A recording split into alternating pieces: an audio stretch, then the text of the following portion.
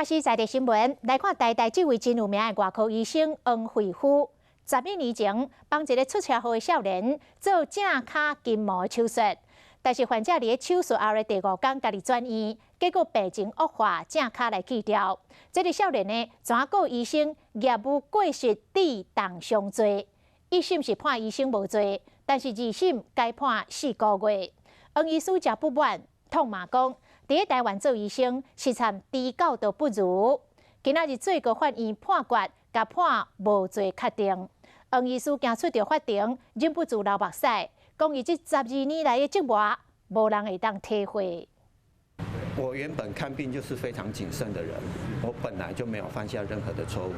经过11天的时间，医师王惠夫总算会当放下心中的石头。19高等法院宣判专案无罪定案。 这嘛，正做医疗纠纷，平反成功的修例。成为医疗的职业人员，好好保护自己。我们不可以否认的是，这个医疗的行为必须做好防御性的医疗。2008年，王医师帮一名出车祸14岁少年囡仔动手术，手术了后第5天，这少年囡仔家己转院，后来棺材捡出去，地输其中一条动脉去地掉，最后正髁锯掉。案件进入司法。 一审无罪，二审该判4个月有期徒刑。去年再审，即马总算有结果。法官重新审视我们所去寻求的一些鉴定报告。